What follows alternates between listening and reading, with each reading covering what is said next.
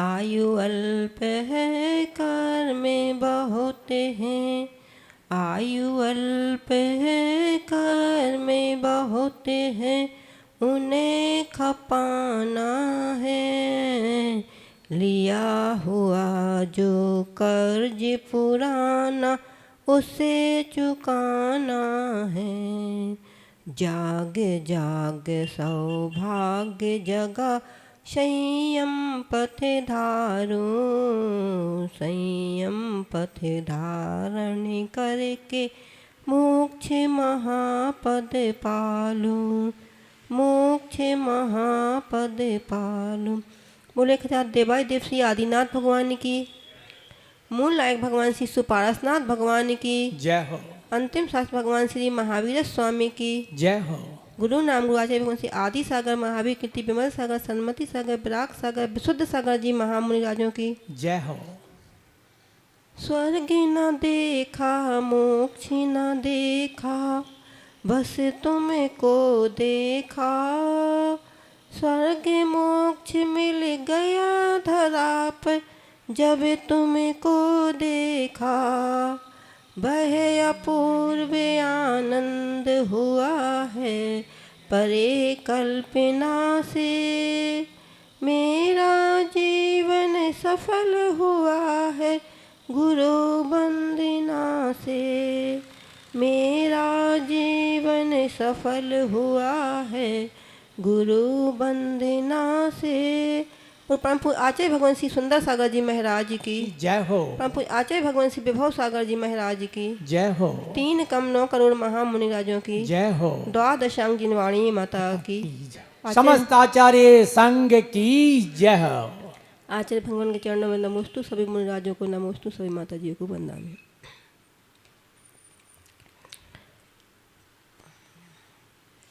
संसार का प्रत्येक प्राणी सुख चाहता है, और जहाँ सुख है वहीं दुख होता है। बस हमारी दृष्टि में अंतर है कि यदि हम उसको चाहें तो सुख देख लें और चाहें तो दुख देख लें। जो रसगुल्ला है वह कैसा है, सुखदायी है कि दुखदायी है?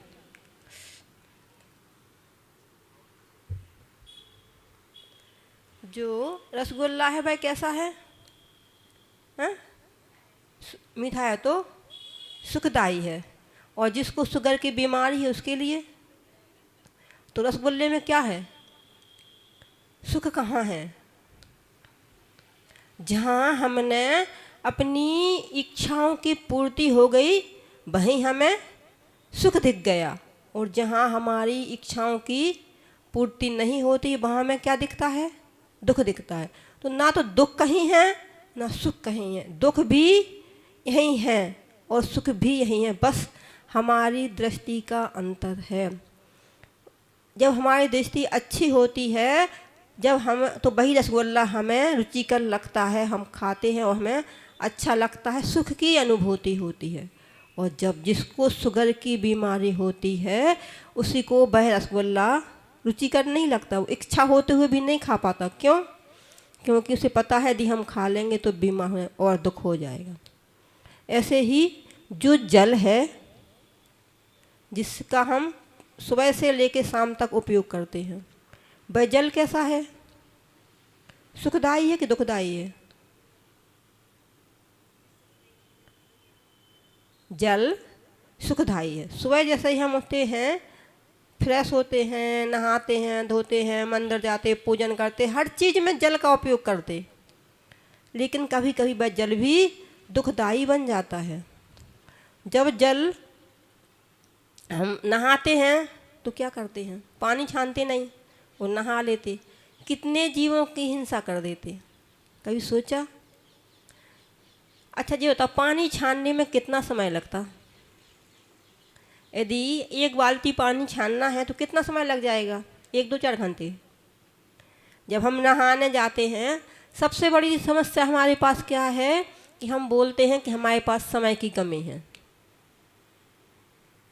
तभी तो हम उपयोग काम तो हम वही करते हैं, नहाना हमें ही है। ऐसा नहीं है कि हम पानी छाने तो नहाएंगे और नहीं छाने तो नहीं नहाएंगे। हमें नहाना है, ये बिल्कुल पक्का है कि हमें नहाना है और हम नहाने के लिए ही वॉशरूम में आए हैं। लेकिन बस पानी छानने में कितना समय लगेगा, 1-2 सेकंड। लेकिन बस हमारे अंदर सुख और दुख की खोज नहीं है। उसी पानी को यदि हमने छान के उपयोग किया है तो वह हमारे लिए भी सुखकारी है और दूसरे जीवों के लिए भी सुखकारी है।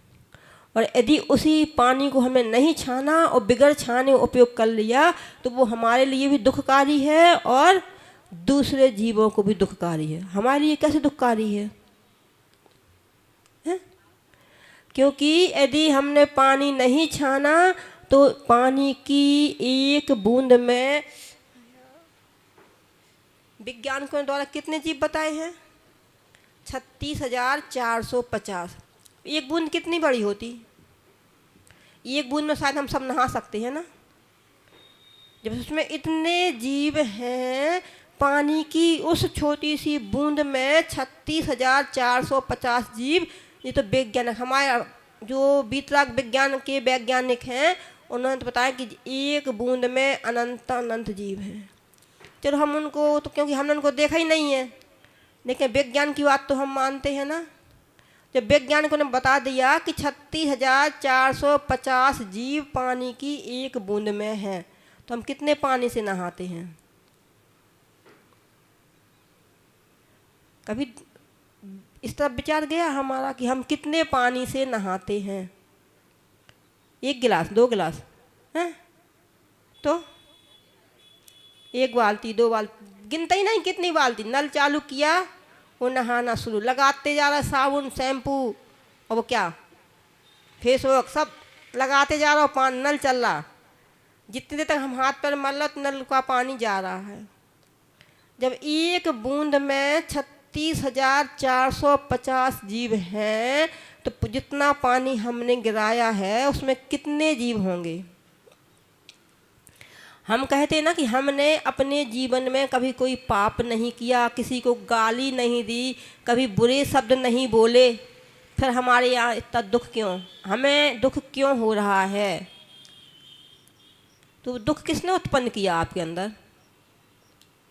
कहीं बाजार वाला कोई दुकान पे गए थे आप कि हमें दुख दे दो? किसकी दुकान पे दुख मिलता और सुख किसकी दुकान पे मिलता? यदि बाजार में दुख और सुख मिलता तो सबसे ज़्यादा भीड़ कहाँ होती? जहाँ सुख मिलता। दुख वालों के पास तो कोई दुकान के ऊपर चढ़ता ही नहीं, क्योंकि कोई भी जीव दुखी होना नहीं चाहता। लेकिन जो हम क्रिया कर रहे हैं उसमें कितना दुख, पाप का फल क्या है? दुख, और पुण्य का फल सुख। तो हमें खुद स्वयं हमने ही तो पाप कमाया है, तो उसका फल क्या मिलेगा? दुख। जब हमें दुख मिलता है तो हम बस घबरा जाते, जितना दुख हमने तो कुछ किया ही नहीं, कैसे आया? दुनिया में सबसे ज़्यादा यदि सत्यवादी कोई है तो कौन है? वो कर्म है। वो कभी पक्षपात नहीं करते। हम पक्षपात कर सकते हैं, लेकिन कर्म कभी पक्षपात नहीं करता। जब आपने 2, 4, 6, 10 बाल्टी पानी गिराया था, उसमें कितने जीवों की हिंसा की थी? जब आपने इतने जीवों की हिंसा की थी तो उसके हिंसा के बदले में आपने जितना पाप कमाया था उसका फल आपको उसी रूप में तो मिलेगा। अब हम क्या बोलते हैं? हम भी मंदिर में पूजन करते, वो भी पूजन करते, हम भी मंदिर जाते, वो भी मंदिर, जो काम हम करते वही काम सामने, लेकिन उसको दुख नहीं है। हमें क्यों दुख है? कभी ये विचार किया कि उसने पानी छान के उपयोग किया था और हमने अनछने पानी का उपयोग किया था? वही जीव जो मनुष्य है, वही मनुष्य कहाँ जा सकता है? 7वें नरक। और वही मनुष्य मुख जाता। तो क्या मनुष्य में अंतर है? उसका भी बीज विषम नारद सहनन है, और जो नरक जा रहा है उसका भी वज्र समान, लेकिन बस अंतर कितना है, विचारों में अंतर है, सोच में अंतर है, उसकी दृष्टि और हमारी दृष्टि में अंतर है। वस्तु एक ही है, मनुष्य एक ही है, कोई दूसरा मनुष्य नहीं है, बस उस मनुष्य की क्रिया और हमारी क्रिया में अंतर है। 170 प्रकार के अनाज होते। कितने प्रकार के अनाज होते? अच्छा, आपको कितने प्रकार के नाम पता? शुभम भैया, कितने नाम बता सकते हैं आप? आचार्य भगवान ने लिखा है कि 170 प्रकार के अनाज होते। हम कितने अनाज बता सकते? यदि हम मसाले भी ले लें और तिलहन भी ले लें, दलहन भी ले लें और खाने वाले सब लेके भी हम 50 से ज़्यादा नाम नहीं गिना सकते।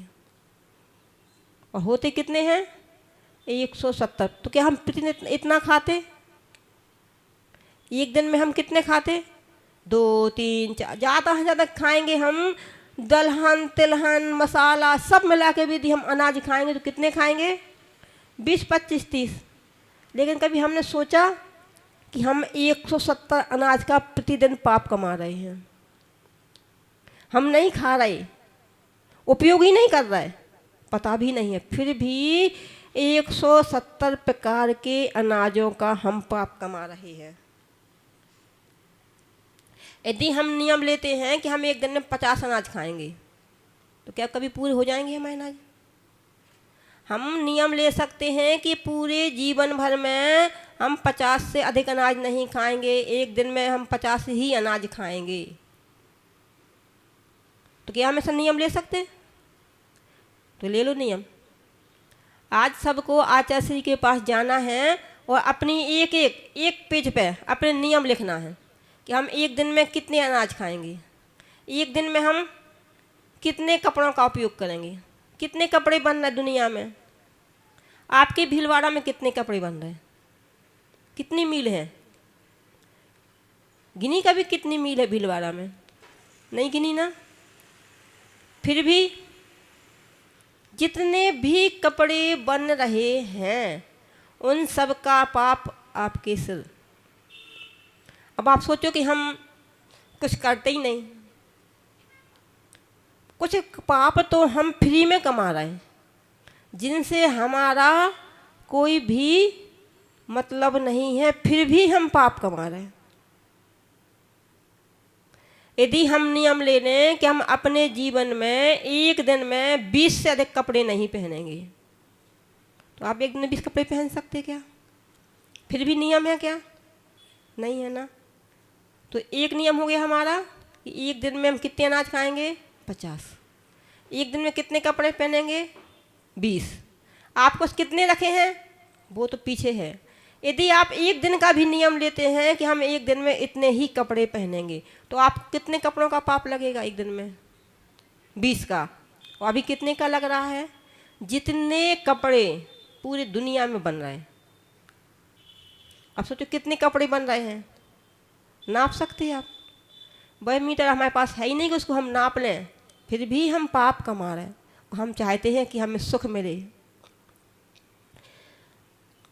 और कितनी सब्जियां हैं, कितनी प्रकार की वनस्पति है, कितने प्रकार की वनस्पति है पता है?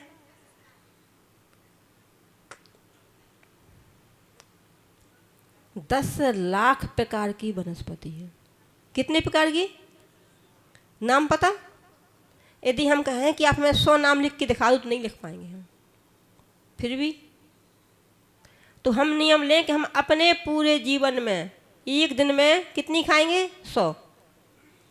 पर्याप्त है कि नहीं है? लेकिन बस हमें पता ही नहीं है कि हमें नियम कैसे लेना है। नियम का जैसे ही नाम आता है हमारे दोनों हाथ कहाँ पहुँच जाते हैं? हाथ जोड़ भैया, हम नियम नहीं दे सकते, हम नियम पाल ही नहीं सकते, हमारे नियम तो।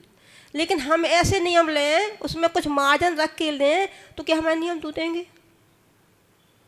अभी तक जिन पापों को हम करते आ रहे हैं और जिनकी वजह से हमें दुख ही दुख मिल रहा है, और हम चाहते हैं कि हमें सुखी होना है। क्या करना है? सुखी होना है तो हमें अपने आप को बांधना पड़ेगा। बिगर बंधे तो मुक्ति भी नहीं मिलती भैया।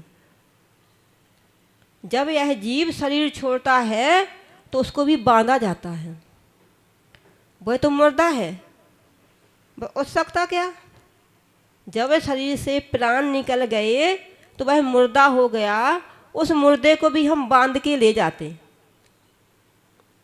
क्यों? कि वो उठ के चला जाएगा कहीं?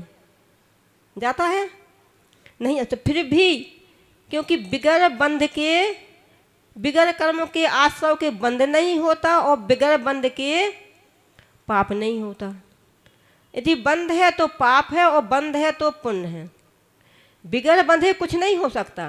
पुण्य होगा वो भी बंध से ही होगा और पाप होगा तो बंध से। हमें उस बंध को बदलना है। बेड़ी सोने की है चाहे लोहे की है, वो तो बांधेगी। यदि आपको सोने की बेड़ी से बांध दिया तो क्या आप बंधे नहीं हैं? आप कहीं जा सकते? क्यों? वो तो सोने की है और सोना हमें पसंद है। लोहा को हम पसंद करते नहीं, हम मात्र सोना ही तो पसंद करते हैं। लेकिन नहीं, बेड़ी बेड़ी ही है, ऐसी बंध तो बंध ही है। कितना बस यही अंतर इतना है कि यदि हमने शुभ क्रिया की है तो पुण्य का बंध होगा और वह पुण्य का बंध हमें सुख दिलाने में सहायक है। हम भी भोजन करते हो, आप भी भोजन करते है ना, लेकिन अंतर कितना है? हम जो भोजन करते हैं हम सोचते हैं कि हमने संयम धारण किया है, इस जीवन को चलाने के लिए हमें भोजन की आवश्यकता है और भोजन हमें करना है। यदि हम भोजन नहीं करेंगे तो बीमार हो जाएंगे और अपनी क्रियाएं नहीं कर पाएंगे। इसलिए हमें, और आप, हम जीने के लिए खाते हैं और आप खाने के लिए जी रहे हो। भोजन वही है, उस भोजन में कोई भी अंतर नहीं है। वही सब्जी, वही दाल, वही रोटी, वही पूड़ी, पराठे, पकवान, मिठाई, जितनी भी वस्तुएं हैं सब आप खाते हैं, सब हम खाते हैं। बस अंतर कितना है? हमारी दृष्टि का अंतर है। यदि हमने उस दृष्टि को बदल दिया तो वही हमें सुख दे सकती है और वही हमें दुख। एक पत्थर जिस पर हम पैर रख के चल रहे हैं और एक वही पत्थर जो क्या है, भगवान की मूर्ति बन गया है, तो क्या अंतर? पत्थर तो पत्थर ही है ना। लेकिन जो मूर्ति बन गया है उसे हम पैर मारते तो पैर छूते, और जो पत्थर जमीन में लगा है उसे हम पैर मारते। क्यों? उस पत्थर की क्या कमी है बेचारे की? क्या गलती है पत्थर की? बस अंतर कितना है कि वह पत्थर जो भगवान बन गया है उसमें संस्कार हो गए हैं तो वह बदल गया। हमारी दृष्टि में दोनों ही पत्थर हैं लेकिन संस्कारों का अंतर है। इस पत्थर के संस्कार नहीं हुए हैं जिस पर हम चल रहे हैं, और जो पत्थर भगवान बन गया है उसके संस्कार हो गए हैं, उसे हम पूज रहे हैं। आप एक दिन में कितना सोना पहन लेते? 10-20 किलो, 50 किलो, तो कितना? 50-100 ग्राम। और कितने सोने का हमें अपनी एक दैनंदिनी बनाना है। उसमें लिखना है कि हम एक दिन में इतने अनाज खाएंगे, इतने कपड़े पहनेंगे, इतनी सब्जी फल हरी खाएंगे, इतने प्रकार की सोना पहनेंगे, इतनी चांदी का उपयोग करेंगे। तो हम इससे कितने जीवों से बच सकते? अच्छा, आप प्रतिदिन बाजार का खाना खाते? क्यों? बाजार का खाना तो रोज ही खाते हैं। यदि हम नियम ले लें कि हम महीने में 4 दिन नहीं खाएंगे या 10 दिन नहीं खाएंगे, 20 दिन नहीं खाएंगे, प्रतिदिन तो आप नहीं खाते ना, फिर भी नियम नहीं है। अच्छा, आप रात में सो जाते ना, फिर भी खाना खाते रहते, सोने के बाद खाते हो? कमल भैया, जब आप अपनी ड्यूटी करके आते, हाथ पैर धो के शुद्धि करके आप सो जाते, सोने के बाद आप खाना खाते? क्यों? क्यों नहीं खाते? तो यदि हम नियम ले लें, इतना नियम ले सकते ना हम कि सोने के बाद नहीं खाएंगे। हम रात में 4 प्रकार के आहार पानी का त्याग करते हैं कि सोने के बाद हम चारों प्रकार के आहार पानी का त्याग करते हैं। हम नियम ले सकते हैं कि 10 बजे के बाद नहीं खाएंगे, 11 बजे के बाद नहीं खाएंगे। आचार्य भगवान कहते हैं यदि हमने 2 दिन का नियम लिया कि 2 दिन में हम सूर्यास्त के बाद से लेके सूर्योदय तक नहीं खाएंगे, तो आपको एक उपवास का फल मिल गया। 2 रात्रि आपने सूर्योदय के बाद, सूर्यास्त के बाद से लेके सूर्योदय तक नहीं खाया, तो आपको 2 दिन के रात्रि भोजन में एक उपवास का फल मिल गया। आप कितने उपवास करते हैं आप 365 दिन में? आप अपनी गणना स्वयं लगा लो कि हमें कितना पुण्य कमाना है और कैसे हमें सुखी होना है। आपके ही हाथ में है सुखी और दुख। एक हाथ में सुख है और एक में दुख है। जब हम उत्पन्न हुए तो कैसे आए थे? मुट्ठी बांध के, है ना? तो हम क्या लेके आए थे? जब हम पैदा हुए थे तो क्या लेके आए थे? दोनों मुट्ठी बंधी थी हमारी, तो उसमें हम सुख और दुख दोनों ही लेके आए थे। जो हमने कर्म किए थे वही तो लेके आए थे। पुण्य पाप को लेके आए थे, कर्मों को लेके आए थे।